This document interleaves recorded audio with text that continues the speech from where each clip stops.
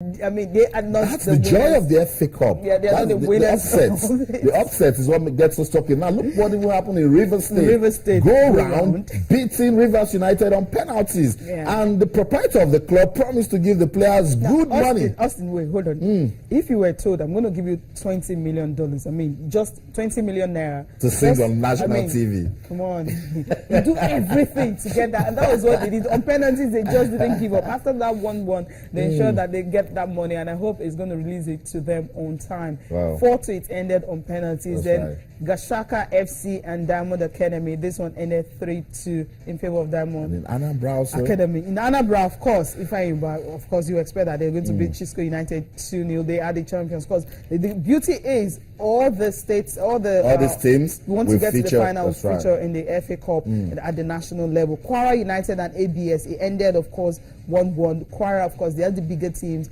They were able to get it out 5-2 on penalties. Kogi and Lokoja, Kogi won by a lone goal. I think these National League sides are really big. Yes. Okay. Sunshine Stars and Akure City. Sunshine winning by a lone goal. Nasarawa and Akwanga, it was 3-0 on penalty after it ended goalless.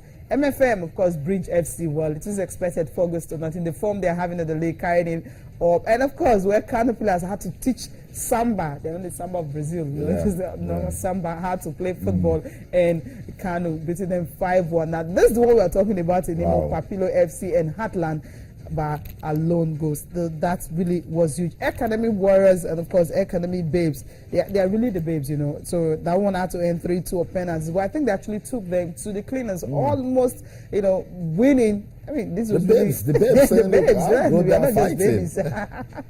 They have Aqua United and Aqua Starlets were 2-0 defending champions. Of course, they are back again. Shooting Stars and Crown FC. Now, this is the shocker. 2-1. I'm still in shock. Then Papilo, of course, Heartland, we had that one before. Then Prime FC and Fahimti, 2-1 it ended in favor of Prime FC. But so many games, and COD ladies, of course, talking about the state FA Cup final. COD ladies and FC Robo. FC Robo won here in Lagos 4 goals to nothing. Rashidat Ajibade was the score sheet. Then for Sunshine Queens, and Rising Queens, they had to kind of teach them how to really play the game. 7-0 it ended. Then Ibom Angels and Abeto Queens ended 6-0 in that one. United and Giwa, it ended by a lone goal. That goal, the way it came, it was really spectacular. The first minute, in the first minute, that's all they needed. We are brothers, we play football on the same pitch, so we're not going to make it more than things. Just 1-0 and that was it. So it was a busy Sunday. Very busy one. I think when he actually fell at a point, then he got up and decided to just go for the goal. I like goals that when you start to play, the ball doesn't get out of play, and then and it continues. That's it. That's right. That's a good spectacular one. The Giwa FC. Well, you actually tell yourself that Ogunboti, getting his first trophy might be state FA, but then that bragging right will definitely be there, knowing bring that it to the nationals. Bring it to the nationals, knowing that they were able to beat. That's the goal again. Beat Plateau United by a lone goal. They just needed 1 goal, nick it, and of course, just carry the trophy. That again tells you the story of if you don't shoot, you don't score. You don't score. Just shoot. Just that was what GYFC needed in the first minute to win the Plateau State FA Cup final against Plateau United. So good one. Good one coming all over the country as regards the FA Cup. We're waiting for the national. Aqua United defending champions. Good thing is they have another opportunity to come and see if they can defend the trophy. FA Cup is difficult. Ask Atlant Eyimba, they know how it is. It's very season, difficult. Kukuruku, Dragons got us talking. Maybe this time will be Papilo FC. I love the FA Cup. The upsets. I love the FA Cup. Yeah, they're not even here. I think Inner Stars and Dynamite Force 3-0. That's how that game ended. They are the ones that will be coming from Edo State. So. Okay, let's talk about the Super Falcons now. We'll get ready for the 16 African Women's Cup of Nations final qualifying fixtures against Senegal. What's the update? Yeah, they'll be leaving, of course, Nigeria tomorrow for Dakar, Senegal. And of course, for them, they know they have to go there and at first just get a win. Then when they come back home, they'll have to finish it. They go finish, they have 30 players in camp, the likes of Desire Bayanozie and of course Francisca Albega joined them, last week, and you have about 30 players in camp right now for them. Both of them actually training together. It's been a wonderful one. The coach Florence Omangbemi, you have consortium of coaches. That's how I call them. We have and changing and the like. Professionals, winners in their own right. Winners and Talk all about that. Women's football, those names. So we're trying to tell them, say, look, this is the best way to do it. But the game they played on, was it Saturday that they lost 4-0 to boys anyway? They've been playing series of friendlies, but this one against under 16 boys, they played that one and they lost 4-0. But the ones they've been playing since, they've been winning that one. They've been training really hard. They may not have had a kind of friendly they want to prepare them for this game, but they're just playing against the teams that are around Abuja. They're just preparing for the 10th edition of the African Women Cup of Nations. And they've actually changed everything. It used to be African Women's Championship, but right now you're having Africa Women's Cup of Nations. And that's so the lady doing everything with the team right now. Yes, she actually... She didn't start with them on time, There's actually a rumor around, hey, she's not taking the job and all that. But she came to clarify and said, look, I'm busy with FIFA and all that, so that's the reason.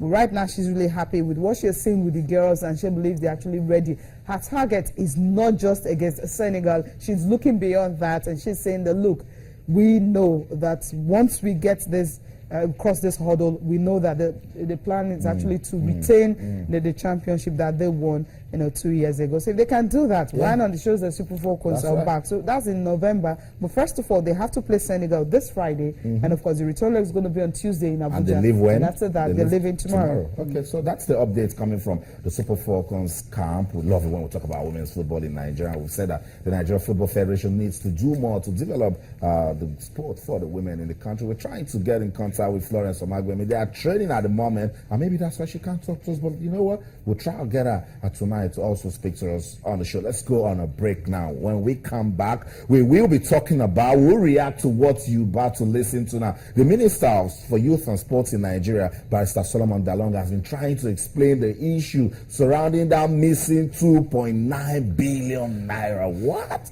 Missing? What happened? Missing on talked about the former Director General of the National Sports Commission. Now they said that's defunct, but when you get 2.9 billion, we need to know what's going on. Let's listen to the Minister for Youth and Sports, and then we'll come back. Table tennis in Nigeria will also get our attention. Don't go anywhere. Stay.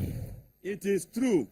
The President of Nigeria approved 2.9 billion last year to the defunct National Sports Commission. But as I see today, as a minister, I don't think I have gotten enough information as to how that money has been spent. I have not. And the story of the 2.9 billion is of serious concern to me, just like it is the concern to you. Since the former DG told you that they gave him the money, I am asking the same questions which you asked, because I have seen the memo. Since he never briefed me on the issue of the 2.9 billion, and today he is not there, he has left, I demanded for the memo of the approval of Mr. President, and I have seen it. It includes some of these things that you are saying. The memo is very clear. And Mr. President wrote on that memo that this money I'm releasing to you must be accounted for. Now, as far as I am concerned, it's one of the challenges the new leadership is facing. Those funds are supposed to address issues. The issues have not been addressed up till now. I had to go out of my way to sort funds to go and pay for the balance of our accommodation in Rio. And the 2.9 is supposed to be part of that money that they would have paid for the accommodation. When I went to pay, the change in the exchange rate has also escalated. So instead of paying lesser, I had to pay thrice because of the exchange rate. So I think the press is too friendly with the sacrifice DG. they can also find time and ask him too, because all these things we are talking about supposed to have been done before he left, and they have not been done. If the money has been handed over to Solomon Dalung, the man is right here, I will now take my own bit of the issue. But I think that money remains something that the ministry is concerned, and we want to know what happened.